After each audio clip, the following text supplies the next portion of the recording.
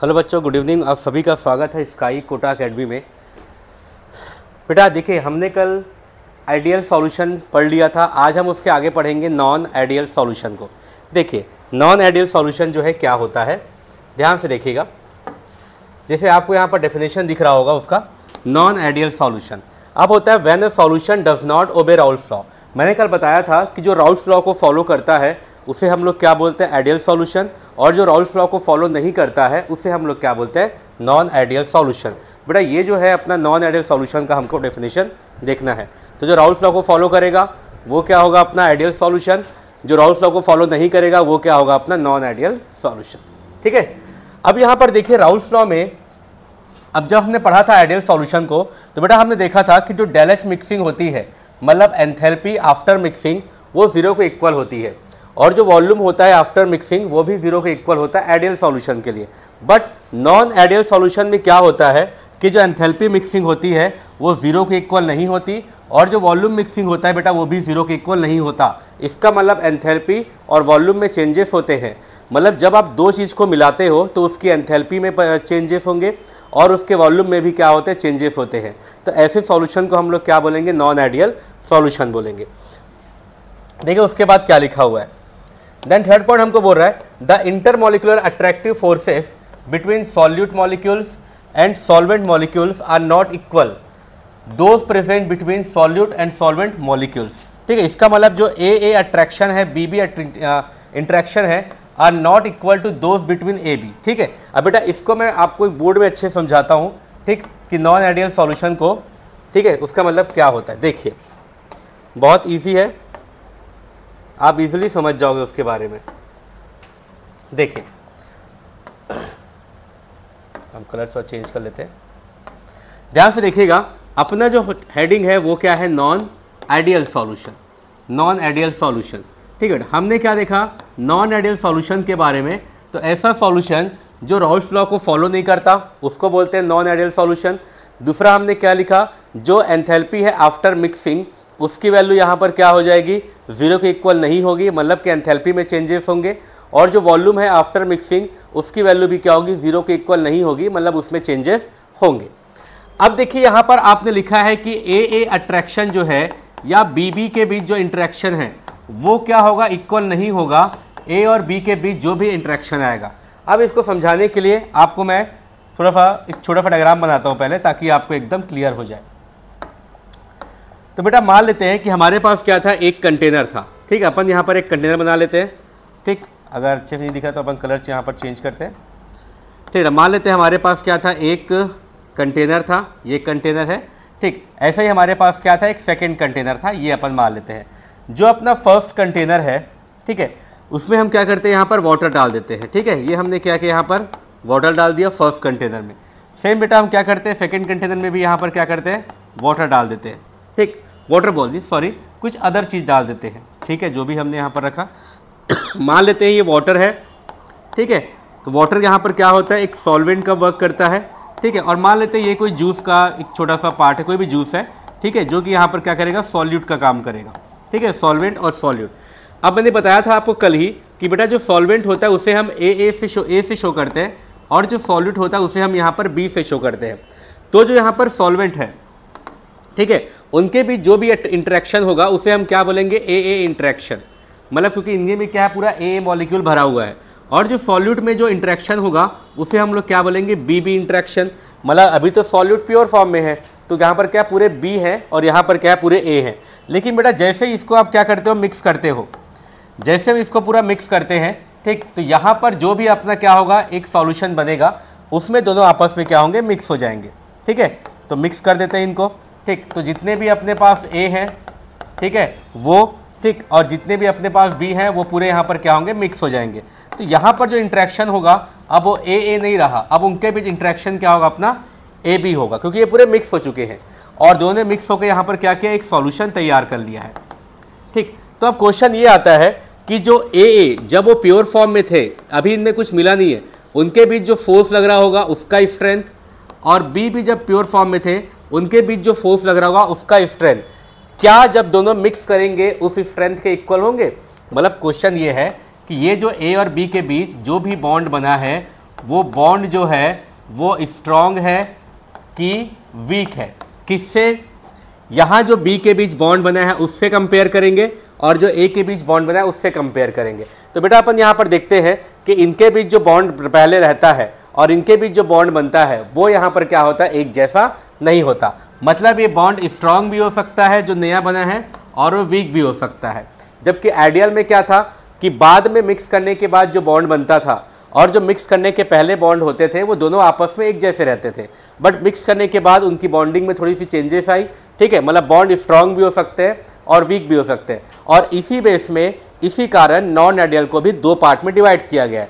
पहला पार्ट उसके लिए होगा जब बॉन्ड वीक होगा और दूसरा उसके लिए होगा जब बॉन्ड यहाँ पर क्या होगा, स्ट्रॉन्ग होगा। तो नॉन आइडियल के भी यहाँ पर क्या होता है, अपने पास कुछ पार्ट्स होते हैं। चलो देखते हैं अपन थोड़े से, अब पीडीएफ में आते हैं। ध्यान से देखिएगा, types of non ideal solution, इसलिए यहाँ पर लिखा गया है, उसके भी कुछ टाइप्स होते हैं।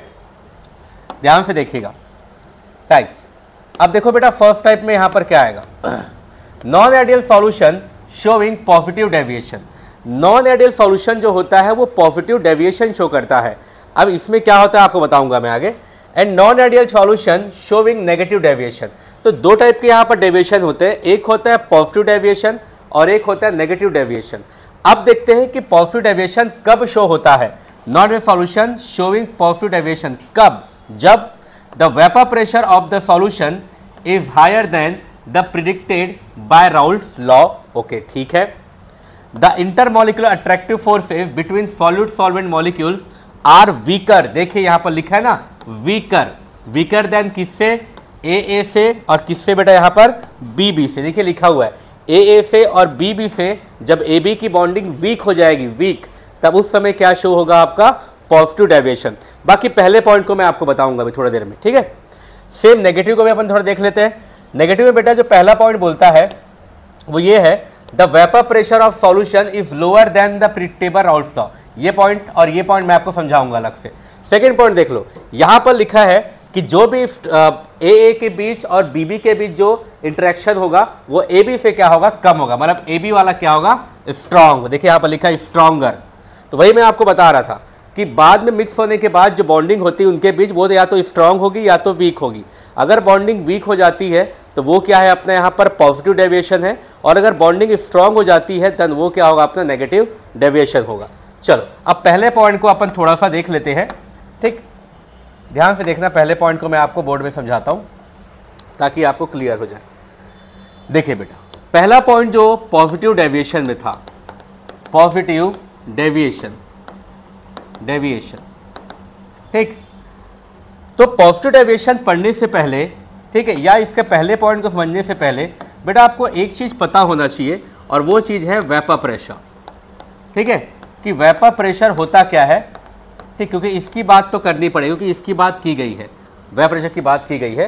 तो ध्यान से देखिए क्या होता है वेपर प्रेशर के बारे में। हम क्या करते हैं, यहाँ पर एक छोटा सा कंटेनर बना लेते हैं, ठीक है, बना लिया, ठीक बेटा। और इसके अंदर हम क्या करते हैं, कुछ लिक्विड फिल कर देते हैं, ठीक है। ये हमने क्या किया, इसके अंदर लिक्विड जो है भर दिया, ठीक है, ओके, लिक्विड भर दिया भाई। अब क्या होता है बेटा, लिक्विड भरने के बाद, लिक्विड जैसे हुआ हम इसके ऊपर थोड़ा सा गैस भी भर देते हैं, ठीक है। चलो भाई, इसके ऊपर गैस, तो मान लेते हैं जो पिंक पिंक आपको दिख रहा है ये गैस के पार्टिकल से मान लेते हैं। तो ये जो सॉल्यूशन बना है वो सॉल्यूशन कैसा है? गैस इन लिक्विड का सॉल्यूशन है। किसका सॉल्यूशन है ये? गैस इन लिक्विड का सॉल्यूशन है। अब एकदम ध्यान से देखना, ठीक है, आपको एकदम क्लियर हो जाएगा कि गैस और लिक्विड सर कैसे कैसे भरे, क्या क्या हुआ, कुछ समझ में नहीं आ रहा है, ठीक है, ओके। चलो, अगर आपको ये डायग्राम टफ लग रहा है तो मैं इससे सिंपल भी एक चीज़ आपको बता सकता हूँ, उसको देख लो। वो आप तो बचपन से सुनते आए हो, क्या होता है, ये अपने पास एक कंटेनर हो गया, ठीक है, मान लेते हैं अपने पास एक कंटेनर है, ठीक। इसके अंदर बेटा हम कुछ लिक्विड भर देते हैं, ठीक है, ये अपना लिक्विड हो गया। और हम क्या करेंगे, इसको हीट करते हैं, गर्म करते हैं। जब इसको हम लोग हीट करेंगे तो आपको पता है कि हीट करने के बाद क्या होगा, इसका वेपर बनेगा, ठीक है, वेपर बना, ओके।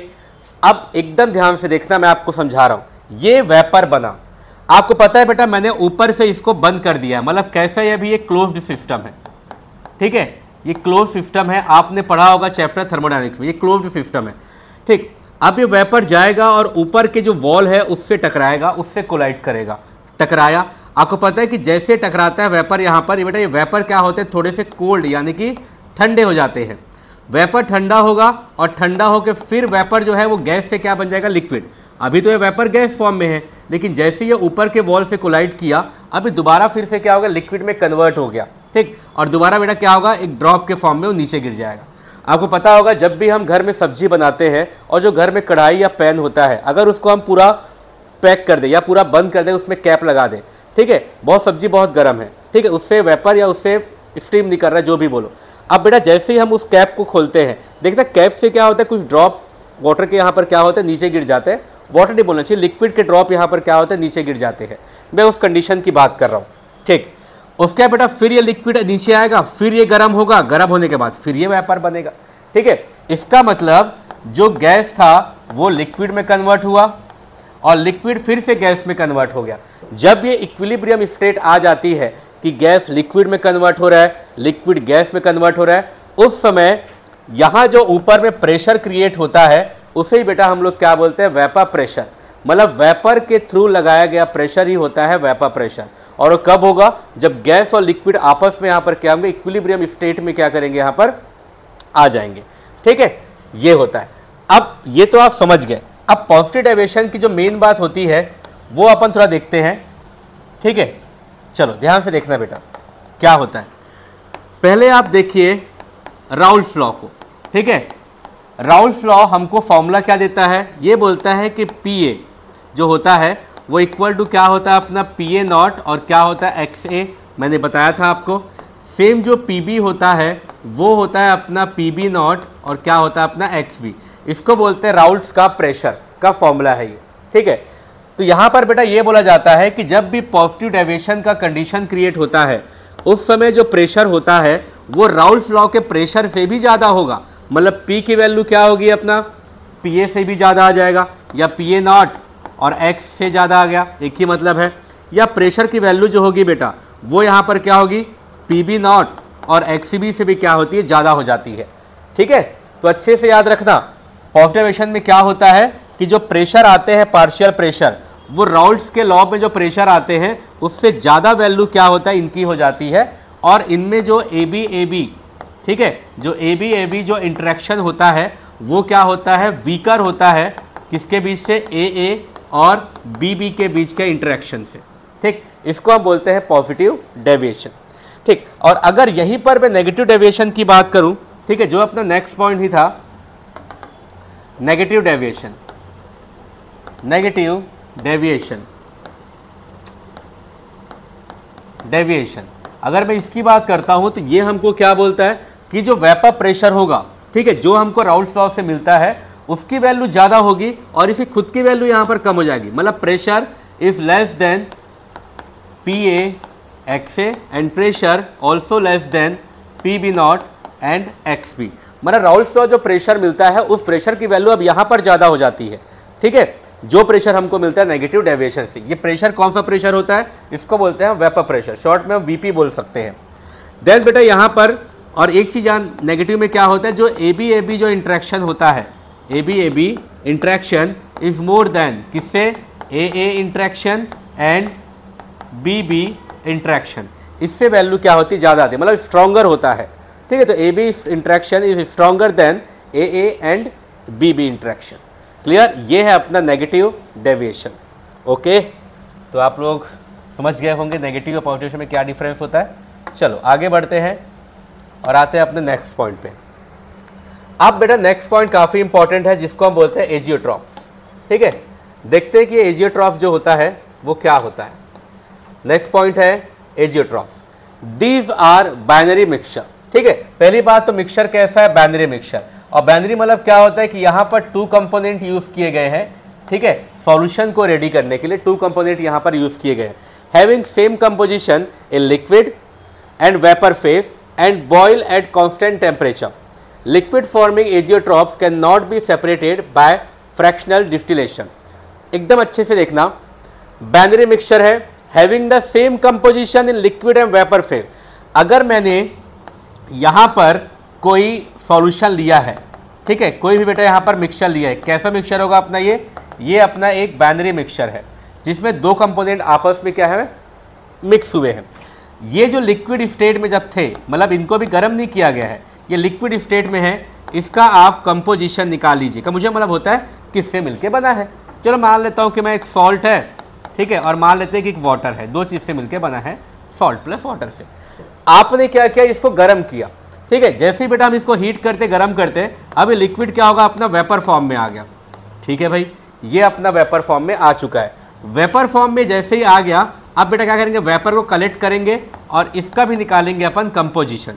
अगर इसका कंपोजिशन वही हुआ, सॉल्ट प्लस क्या हुआ, वाटर, जो कि लिक्विड स्टेट में था, देन इस सॉल्यूशन को हम क्या बोलेंगे, एजियोट्रॉप बोलेंगे। मतलब लिक्विड स्टेट में और वेपर स्टेट में जो कंपोजिशन था वो आपस में क्या होना चाहिए, इक्वल होना चाहिए, ठीक। तो वो क्या होता है, अपना एजियोट्रॉप होता है। नेक्स्ट पॉइंट बोल रहा है एट कांस्टेंट टेम्परेचर, ठीक है, ये याद रखना बस, liquid forming azeotrope can not separated by the fractional distillation, ठीक बेटा। ये जो लिक्विड आपको दिख रहा है, ठीक है, लिक्विड फॉर्म में जो कंपोजिशन होता है, अब आप बोलोगे सॉल्ट एंड वाटर को हम क्या करते हैं, यहाँ पर सेपरेट कर देते हैं, तो आप वो फ्रैक्शनल डिस्टिलेशन से आप नहीं कर पाओगे, ठीक। ऐसा बोला जाता है एजियोट्रॉप को, ठीक है। 1 मिनट,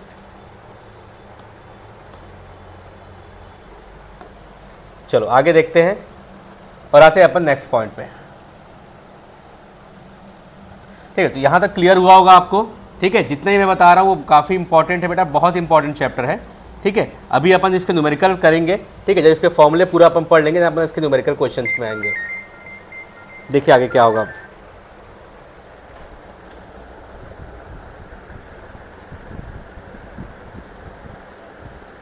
देखिए बच्चों, यहां पर एजियोट्रॉप आपने देख लिया। अब हम देखेंगे टाइप्स ऑफ एजियोट्रॉप, कि एजियोट्रॉप के कितने टाइप्स होते हैं। तो ध्यान से देखना, types of azeotrope, there are 2 types of azeotrope namely, ठीक है। देखिए 2 टाइप के होते हैं मेनली, ठीक, वो मेनली है, वो नेमली लिखा गया, ठीक है, सॉरी। पहला देखिए यहां पर क्या है, फर्स्ट यहां पर है मिनिमम बॉइलिंग एजियोट्रॉप और सेकंड होता है मैक्सिमम बॉइलिंग एजियोट्रॉप। एक ऐसा एजियोट्रॉप जो मिनिमम बॉइलिंग हो और ऐसा जो कि क्या हो, मैक्सिमम बॉइलिंग हो। अब कैसे कैसे क्या होता है अपन आगे देखते हैं। देखो यहां पर नेक्स्ट आपको पूरा क्लियर हो जाएगा मिनिमम बॉइलिंग और मैक्सिमम बॉइलिंग एजियोट्रॉप के बारे में। देख क्या लिखा है, the solution which show a large positive deviation. मैं एकदम सीधा सीधा एकदम नॉर्मली बता रहा हूं, आप याद करो कि जब हमने पॉजिटिव डेविएशन पढ़ा था उसमें बेटा जो ए बी का जो इंटरेक्शन था वो किससे कम था, ए या तो बी से कम था, ठीक है, ए और बी से कम था। इसका एकदम मतलब ध्यान से समझना, ए मतलब जब पानी अकेले है, पानी अभी किसी के साथ नहीं मिला है, वो ए है, ठीक है। हम मान लेते हैं पानी में अपन क्या कर रहे हैं, एक लेमन जूस मिला रहे हैं मान लेते हैं, तो उनके बीच क्या है, बी है इंटरेक्शन, तो बी वाला लेमन जूस है, ए वाला पानी है। अभी दोनों मिक्स नहीं हुए, मैंने पानी को गर्म किया, अभी पानी है सिर्फ, तो पानी कितने में गर्म होता है अपना, कितने बॉईल होता है, 100 डिग्री सेल्सियस में, ठीक है। और ये लेमन जो जूस है इसका भी अपना एक बॉइलिंग पॉइंट होगा, मुझे पता नहीं है बट इसका एक बॉइलिंग पॉइंट है, ठीक है, मुझे फाइंड करना पड़ेगा क्या बॉइलिंग पॉइंट है, वो हमने निकाल लिया। तो मान लेते हैं वाटर का 100 डिग्री सेल्सियस बॉइलिंग पॉइंट पे वो बॉईल होना स्टार्ट हुआ। अब हम क्या करते हैं बेटा, ये लेमन जूस और वाटर को हम आपस में मिक्स करते हैं। तो मिक्स करने पर क्या हुआ, मिक्स करने के बाद हम इसे गर्म करते हैं, तब हम देखते हैं यहाँ पर, ठीक है, कि ये तो क्या हुआ 99 पे ही बॉईल हो गया, ठीक है, ये क्या हुआ बेटा 99 पे ही बॉईल हो गया। तो इसका मतलब क्या हुआ, बॉइलिंग पॉइंट क्या हुआ आपका, डिक्रीज हो गया, ठीक है। तो कई बार ऐसा हो जाता है कि जब चीज़ें सिंगल फॉर्म में होती है या अकेले होती है या प्योर फॉर्म में होती है तो थोड़ा सा वो टेम्परेचर ज़्यादा लेती है बॉईल होने में, लेकिन जब दो सॉलिड और सॉल्वेंट को हम आपस में मिक्स कर देते हैं देन वो क्या होते हैं, बॉइलिंग होने में उतना टेम्परेचर जो है नहीं लेते, वो जल्दी बॉईल हो जाते हैं। इसे ही बोलते हैं मिनिमम बॉइलिंग एजियोट्रॉप। और एक किस में मिलेगा, याद रखना, ये पॉजिटिव डेविएशन में ही मिलेगा, क्योंकि उसी में क्या होता है, इंट्रैक्शन की वैल्यू क्या होती है, वीक हो जाती है, कम हो जाती है। तो सीधी बात है, उसके बाद जो बेटा जो नेगेटिव डेविएशन होगा वो क्या देगा आपको, मैक्सिमम बॉइलिंग एजियोट्रॉप देगा। क्लियर, क्योंकि यहां पर हमको पता है कि नेगेटिव में क्या होता है, ए बी का जो इंट्रैक्शन होता है वो क्या होता है बेटा, ए और बी से क्या होता है, ज़्यादा ही होता है, ठीक है। तो अगर इसका इंट्रैक्शन ज़्यादा है मतलब इसके बीच बॉन्डिंग अच्छी है, इसके बीच बॉन्डिंग अच्छी है, मतलब उसको तोड़ने के लिए आपको ज़्यादा टेम्परेचर यहाँ पर देना पड़ेगा, ठीक। तो ये होता है नेगेटिव एंड पॉजिटिव डेविएशन के बारे में, मतलब टाइप्स ऑफ एजियोट्रॉप हमने यहाँ पर देख लिया। चलो अब आगे देखते हैं इसके।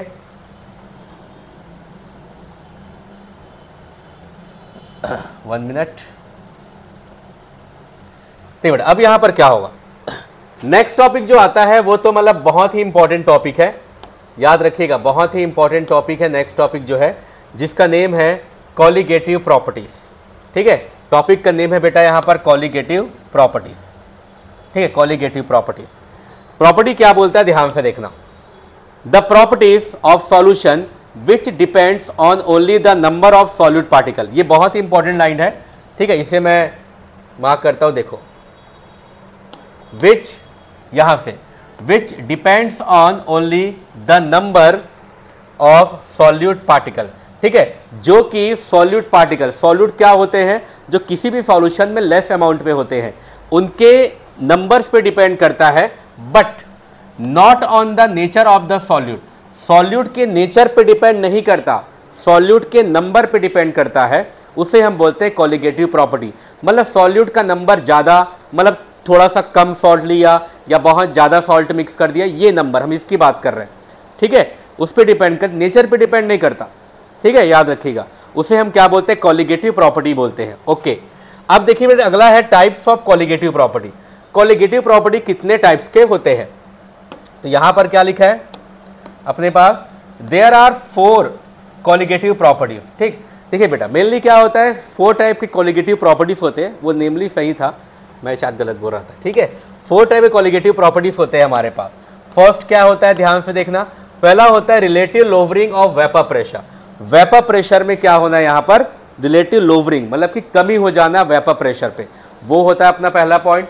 Elevation of boiling point, elevation means होता है इंक्रीज होना, बॉइलिंग पॉइंट का इंक्रीज होना, ये सेकेंड कॉलिगेटिव प्रॉपर्टी है। Depression of freezing point, freezing point का काफी नीचे आ जाना, ये अपनी कॉलिगेटिव प्रॉपर्टी है। एंड लास्ट है ऑस्मोटिक प्रेशर। ठीक है, प्रेशर की वैल्यू यहां पर हम देखेंगे, ऑस्मोटिक प्रेशर क्या होता है ये भी आप समझेंगे। देखिए, ऑस्मोटिक प्रेशर के लिए मैं थोड़ा सी बताऊंगा। ठीक है, आप सभी ने यहाँ पर आरओ का पानी पिया होगा। ठीक है, आपको पता है कि एक ऐड आता है कैंट आरओ। ठीक है, कैंट जो अपना आरओ होता है, आरओ, ठीक है, वही होता है अपना ऑस्मोसिस। अब देखिए, आर का मतलब यहाँ पर होता है रिवर्स, रिवर्स, और बेटा ओ मीन्स होता है ऑस्मोसिस, ऑस्मोसिस। ठीक है, रिवर्स ऑस्मोसिस, जिसका यूज जो होता है सॉल्वेंट और सॉल्यूट को अलग करने के लिए किया जाता है। ठीक है, ओके, याद रखिएगा, रिवर्स ऑस्मोसिस में पानी थोड़ा साफ हो जाता है। तो बेटा पहला हम स्टार्ट करेंगे यहाँ पर relative lowering of vapour pressure. तो चलो देखते हैं, अपन इसको अंडरलाइन करते हैं। पहला टॉपिक है relative lowering of vapour pressure. अब ध्यान से देखिएगा इसके बारे में, the difference in vapour pressure of pure solvent. देखिए, जब वेपर प्रेशर जो होता है प्योर सॉल्वेंट का, प्योर सॉल्वेंट वो होता है जो किसी के साथ मिक्स नहीं हुआ है, उसको हम क्या मानते हैं, P1 not. And the solution बेटा, उसको हम क्या मानते हैं, P1। सॉल्यूशन का मतलब ये होता है उसमें कुछ मिक्स हो चुका है। तो जो प्योर सॉल्वेंट होता है जिसका प्रेशर क्या हो, P1 नॉट, और जो सॉल्यूशन होता है जिसका प्रेशर क्या हो, P1। ठीक है, उसके डिफरेंस को हम लोग क्या बोलते हैं, lowering in vapour pressure. Only lowering in, अभी मैं रिलेटिव वर्ड लगाया ही नहीं हूँ। ठीक है, तो जो प्योर सॉल्वेंट का प्रेशर होता है, अगर उसमें सॉल्यूशन के प्रेशर को माइनस किया जाए तो ये होता है lowering in vapour pressure. Okay, pure solvent का जितना पहले प्रेशर था, उसके बाद मिक्स करने के बाद, सॉल्यूशन बनाने के बाद जो उसका प्रेशर हुआ, उसका आप डिफरेंस फाइंड कर लीजिए, ये है लोवरिंग इन वेपर प्रेशर। फिर लिखा है रिलेटिव लोवरिंग क्या होता है, ये ध्यान से देखो, dividing lowering in vapour pressure by the vapour pressure of the pure solvent. ठीक बेटा, ये जो आपका लोवरिंग इन वेपर प्रेशर आया है, मतलब P not 1 of P not, इसको आप डिवाइड कर दो प्योर वाले प्रेशर से। प्योर प्रेशर क्या होता है अपना, P1 नॉट। ठीक है, तो लोवरिंग इन वेपर प्रेशर को डिवाइड कर दीजिए प्योर सॉल्वेंट के प्रेशर से, मतलब P1 नॉट से। इसी को हम बोलते हैं relative lowering in vapour pressure. क्या बोलते हैं, relative lowering in vapour pressure. ये अच्छे से आप लोग याद रखना।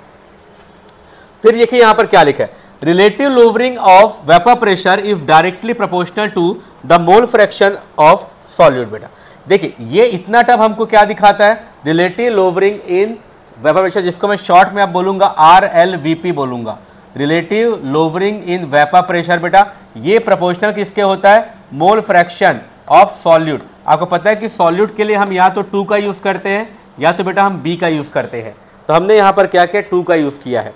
ओके, ये ओके, याद रखिएगा। तो ये क्या होता है डायरेक्टली उसके बेटा क्या होता है प्रोपोर्शनल होता है। ठीक, ओके, यहाँ पर अपन थोड़ा सा इसको हटा देते हैं, ये क्लियर हो जाए। ठीक, तो याद रखिएगा ये उसके क्या होता है हमेशा इक्वल होगा। ठीक, तो relative lowering in vapour pressure is proportional to the mole fraction. ठीक है, मोल फ्रैक्शन ऑफ किसका, सॉल्यूट का, याद रखना। ठीक है बेटा, मोल फ्रैक्शन ऑफ क्या, सॉल्यूट के क्या होता है तो डायरेक्टली प्रोपोर्शनल होता है। ठीक, अब देखिए यहां पर नेक्स्ट, अगर बेटा इसी में एक फॉर्मूला मैं तैयार करूं, उस फॉर्मूले को आप देखना ध्यान से। ठीक है, जो मैं आपको क्लियर करता हूं, एक फॉर्मूला हम यहां पर देखेंगे अभी इसी टॉपिक पे बेस्ड। ठीक है, बोर्ड से अपन स्टार्ट करते हैं, ध्यान से देखना बेटा। टॉपिक है RLVP, relative lowering in vapour pressure. इसमें क्या देखा हमने कि P1 not minus P1 upon क्या था यहाँ पर P1 नॉट। ठीक बेटा, इक्वल टू क्या था अपने पास x2। x2 मतलब क्या होता है मोल फ्रैक्शन। अब देखिए मोल फ्रैक्शन का जो खुद का फॉर्मूला होता है, ठीक बेटा, उस फॉर्मूला क्या होता है अपना number of moles of solute मतलब N2 अपॉन क्या होता है अपना, ठीक, टोटल नंबर ऑफ मोल्स यानी कि N1 प्लस यहाँ पर क्या होगा अपने पास N2 हो जाएगा। बेटा क्या होता है N2 की वैल्यू जो है काफ़ी कम होती है, तो क्या करते हैं बेटा यहाँ से N2 को अपन 0 मान लेते हैं, निगलेक्ट, ऊपर 0 मत करना, नीचे 0 करना। अगर आपने ऊपर 0 किया तो पूरा वो क्या होगा अपना इन्फिनिटी हो जाएगा। ठीक है, तो क्या होगा अपने पास P1 not minus P1 upon हो गया P1 नॉट, और अपने पास क्या बचा N2 अपॉन क्या बचा बेटा N1। आपको पता है कि जो N1 है और N2 वो नंबर ऑफ मोल्स है, ये जो है वो नंबर ऑफ मोल्स ऑफ क्या है सॉल्यूट, और N1 क्या नंबर ऑफ मोल्स ऑफ क्या होता है बेटा सॉल्वेंट। तो नंबर ऑफ मोल्स का फॉर्मूला क्या होता है, ठीक है, मास अपॉन क्या होगा मोलर मास, तो M2 मान लेते हैं, और number of moles of solvent क्या होगा अपना मास अपॉन क्या हो गया मोलर मास। ठीक बेटा, अगर अपन इसको अच्छे से सॉल्व करते हैं तो देखिए यहाँ पर क्या आपको फॉर्मूला मिलता है। यहाँ पर अपन सॉल्व करेंगे तो मिलेगा आपको W2 मल्टीप्लाई M1 अपॉन क्या मिलेगा आपको M2 मल्टीप्लाई यहाँ पर क्या मिलेगा W1।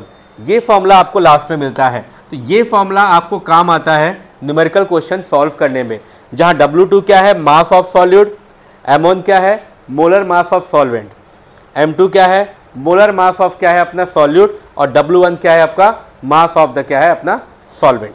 ठीक है, तो ये बेटा फॉर्मूला आप अच्छे से याद रखिएगा।